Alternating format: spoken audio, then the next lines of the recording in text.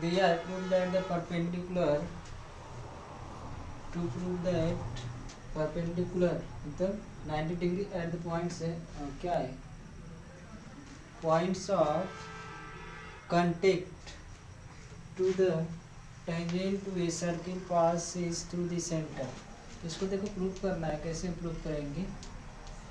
जैसे दिया है कि perpendicular at the point of contact, contact point कौन सा होता है बताए थे, एंड टेंजेंट का जो है कंटेक्ट पॉइंट होगा और ये सर्किल जो है पास करेगा, ठीक है, पासिस थ्रू द सेंटर। पहले एक सर्किल बनाएंगे यहाँ पर, ये क्या हुआ सर्किल। इसके बाद जो है सर्किल का जो है कि ना ये जो है टेंजेंट, ये जो है टेंजेंट जो है, ठीक है, टेंजेंट है और ये सेंटर है। सेंटर से पास होके एक लाइन मतलब रन करेगी या मूव करेगी जो कि कंटेक्ट पॉइंट पर लाई करती है। तो कह रहा है कि परपेंडिकुलर होता है, ठीक है।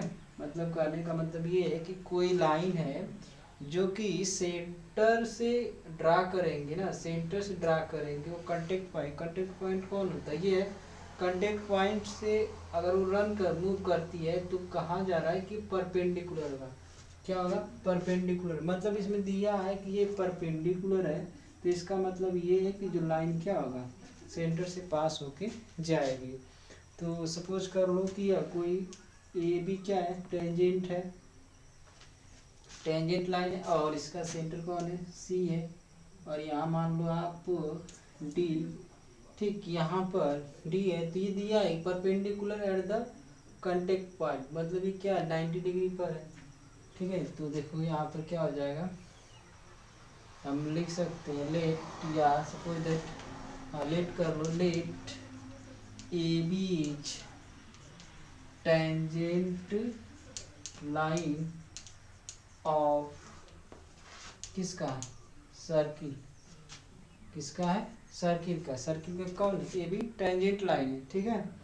और डी क्या है contact point, and D is point of contact या contact point of contact, clear हुआ, पॉइंट ऑफ कंटेक्ट। और ये गिवन है कि परपेंडिकुलर है, ये जो सेंटर से जो मतलब कि सेंटर से ये क्या है डी कंटेक्ट पॉइंट पर 90 डिग्री फॉर्म होता है। और ये आप जानते भी हैं कि कोई भी टेंजेंट है किसी भी टेंजेंट पर या कंटेक्ट पॉइंट पर सेंटर से कोई भी लाइन ड्रा करेंगे ना तो 90 डिग्री का फॉर्म करेगा या 90 डिग्री बनेगा। तो यहाँ हम लिख सकते हैं कि एंगल कौन सा C D B equal to कितना होगा C D B equal to 90 degree. Question number first मान लो।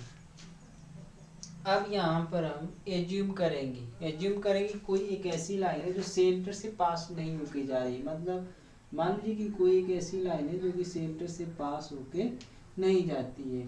तो ये आपका मान लो कौन सा हो A B D C D और इसमें मान लो ई, एक ऐसी लाइन है जो कि मान सपोज कर ले रहे हैं कि क्या है कि सेंटर से पास होके नहीं जा रही, प्रूफ करना है कि सेंटर से पास होके जाएगी। देखो जब ये मतलब सेंटर से पास होके नहीं जा रही है तो ये कितना एंगल बनेगा यहाँ पर, देखो ये जो है कितना हो जाएगा, जैसे मतलब कि ये सेंटर से होके जा रही है, ठीक है, सेंटर से होके जा रहा है तो मतलब यहाँ पर हम कर सकते हैं। लेकिन अब ये जो सेंटर से होके नहीं जा रहा, लेकिन यहाँ पर हम ये जानते हैं कि कोई भी कंटेक्ट पॉइंट होता है या पॉइंट ऑफ कंटेक्ट पर जो है 90 डिग्री का एंगल फॉर्म होता है। पॉइंट ऑफ कंटेक्ट पर कितने डिग्री का एंगल बनेगा 90 बनता है, तो इसका मतलब ये हुआ कि कितने का हुआ 90 का ही बनेगा। तो यहाँ पर हम लिख सकते हैं, ठीक है ना, या लिख सकते हैं by point of contact, by point of contact form क्या करता है 90 degree angle, for 90 degree angle that means angle E D B equal to 90 degree. ये आपका जो है कि डिफिनीशन से होता है कि जैसे कंटेक्ट पॉइंट पर जो है या पॉइंट ऑफ कंटेक्ट पर कोई भी लाइन रहेगी ना वो 90 डिग्री का एंगल फॉर्म करती है। फिर और ये जो है कि आपका जो है कि एक हम जा इस सेंटर से जो है कि सेंटर से भी क्या होता है 90 डिग्री का एंगल फॉर्म होता है। तो इक्वेशन नंबर हो गया 2।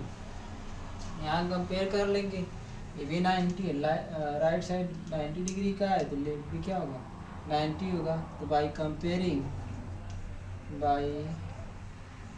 Comparing equation 1 and 2 we get, compare करेंगे ये राइट साइड इक्वल है तो लेफ्ट भी इक्वल होगा। We can write C D B जो है ये जो है किसके होगा इक्वल, इसके ई डी बी, मतलब ये दोनों आपस में इक्वल है। अब यहाँ देखिए जो ये एंगल है और ये एंगल आपस में इक्वल है, तो यहाँ पर हम क्या लिखेंगे कि ये पॉसिबल तभी हो सकता है, ये जो लाइन ये एंगल और ये एंगल आपस में क्या है इक्वल है, और ये पॉसिबल तभी हो सकता है जबकि ये ईडी लाइन है ना ये सेंटर से होकर जाए। तो कहाँ से होकर जाएगा सेंटर से, मतलब ये ईडी लाइन कहाँ से होकर सेंटर से होकर जाए तो ये तब भी पॉसिबल होगा कि ये आपस में क्या होंगे इक्वल होंगे। तो यहाँ पर बस इतना ही लिखेंगे, इट इज पॉसिबल वेन कब होगा जब ईडी लाइन क्या होगा सेंटर से पास होगा, when ED pass through the centre, जब यह सेंटर से पास होगा तो क्या होगा हम कह सकते हैं कि ये एंगल क्या होंगे इक्वल होंगे। ठीक है, इतना ही प्रूव करेंगे तो यहाँ लिख सकते हैं कि हेंस प्रूव्ड। क्लियर हुआ, देख लो।